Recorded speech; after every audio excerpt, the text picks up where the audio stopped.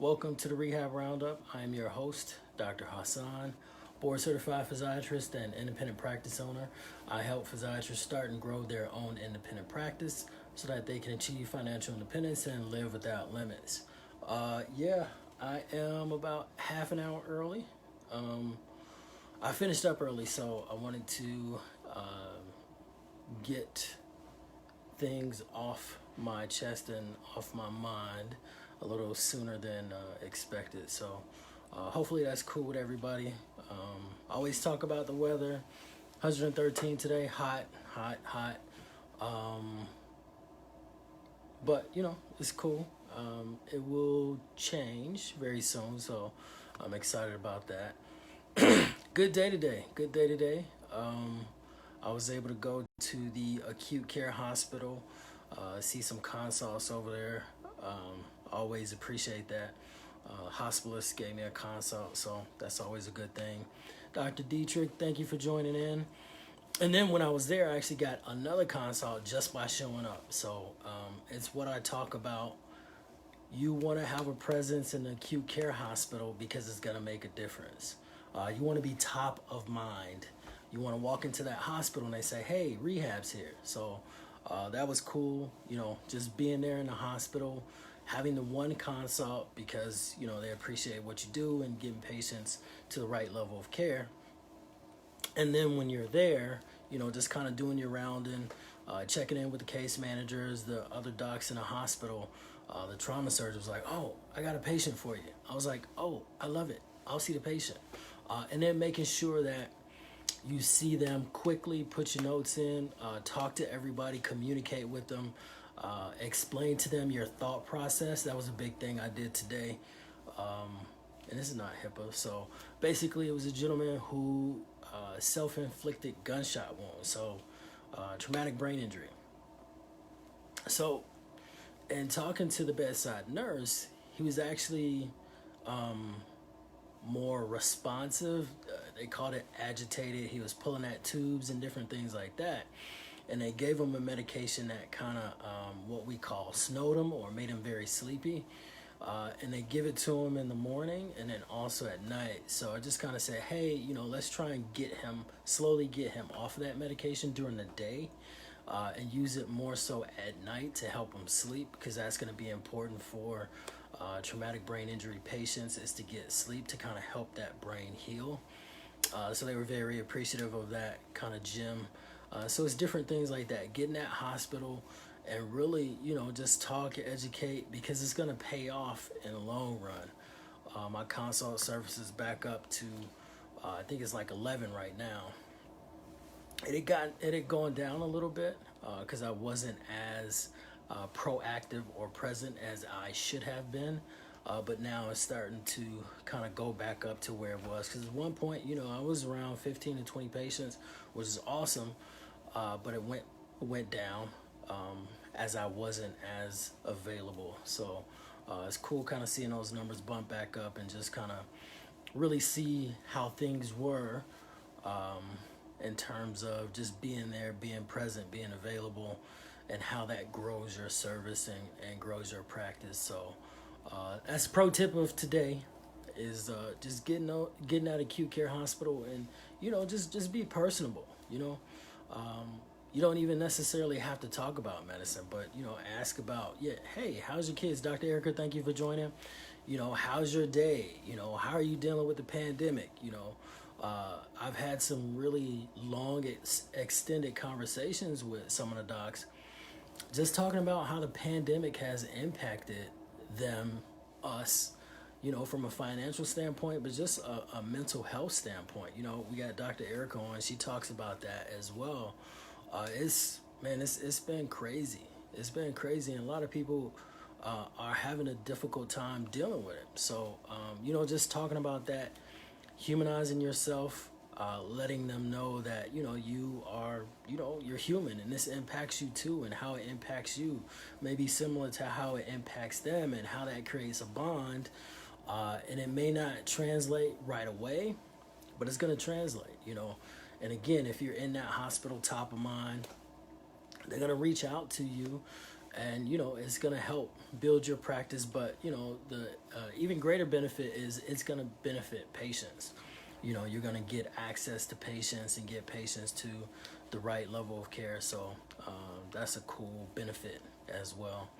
Then I also had another conversation with a group who's doing or who's building a concept that is absolutely right in our ballpark from a physiatry standpoint. So it was a really good, positive conversation. I'm going to have a follow-up conversation next week.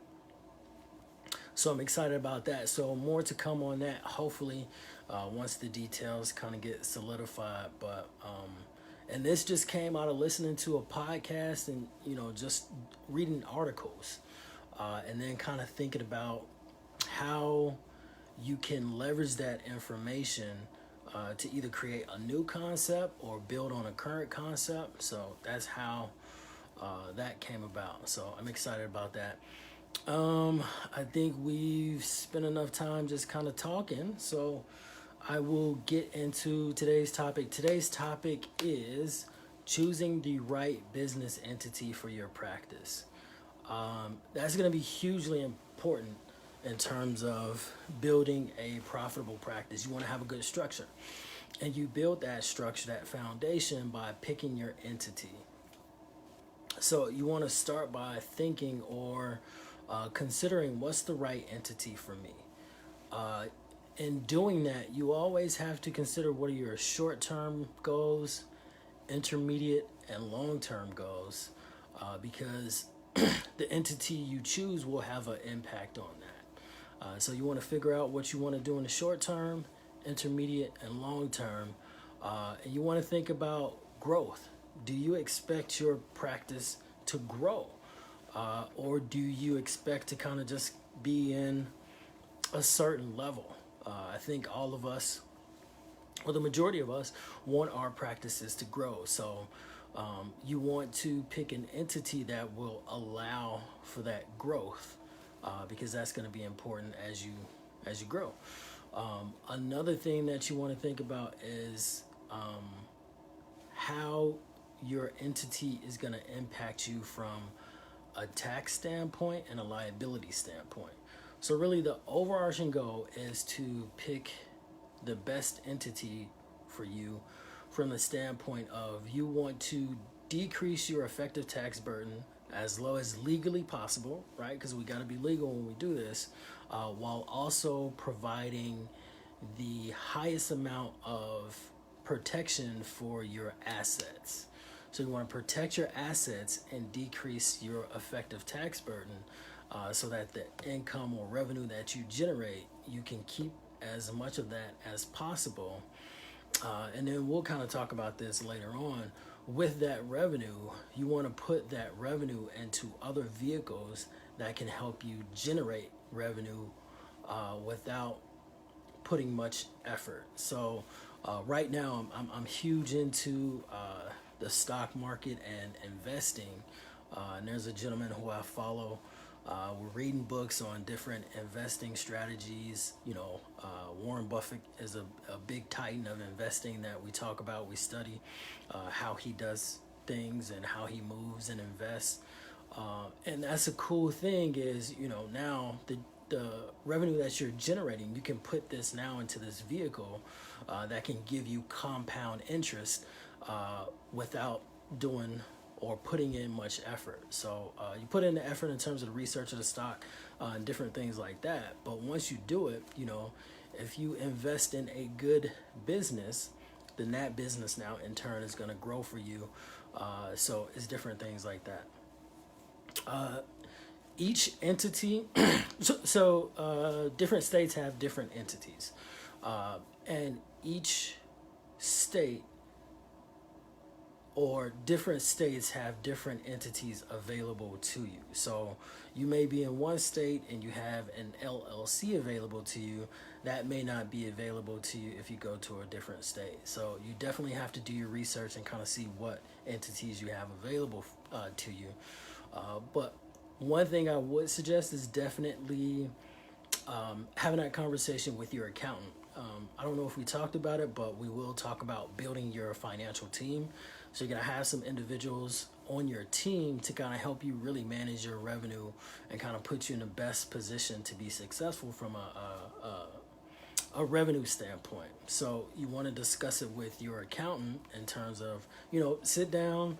You always want to sit down and have conversations about your goals. You always want to think about short-term, intermediate, and long-term, and then figure out what's the best structure to align you in such a way that you're meeting the short-term, the intermediate, long-term, you're growing, and you're keeping as much revenue as possible. That's going to be important because we all work hard, and you want to keep as much of that hard work as you can, so that you can put that toward wealth building, so forth and so on. So yeah, I think those are the big things in terms of choosing the right business entity for your profitable practice. That's your foundation. So you want to do it right the first time, and then just kind of watch it grow. So please share this with any physiatrist or anyone you think will benefit from this. If you catch it on a replay, please put #replay. What I want you guys to do is, or have your Physiatry friends, is go to www.60, SIXTYTOSUCCEXS, so 62 Success. Basically, I have a free video series that helps you or gives you tips on how to build a profitable practice. So definitely send that out to any physiatrist. Thank you, Dr. Dietrich. Send that out to any physiatrist who who would benefit. Everybody would benefit from tips. What I always say is you can glean even the smallest amount of information from anything and anyone. So I'm always about listening, learning, and growing from an intellectual standpoint. So, I'll listen to anything and just trying to figure out how it's relevant or what I can pull from that. So I think any physiatrist can definitely pull multiple tips from that video series. It's free, right? You can't get any better than free. So please share that with them. And yeah, I will talk to you guys next week during the Rehab Roundup. I'm your host, Dr. Hassan, board certified physiatrist and independent practice owner. I help physiatrists start and grow their own independent practice so that they can achieve financial independence and live without limits. Check you guys next week.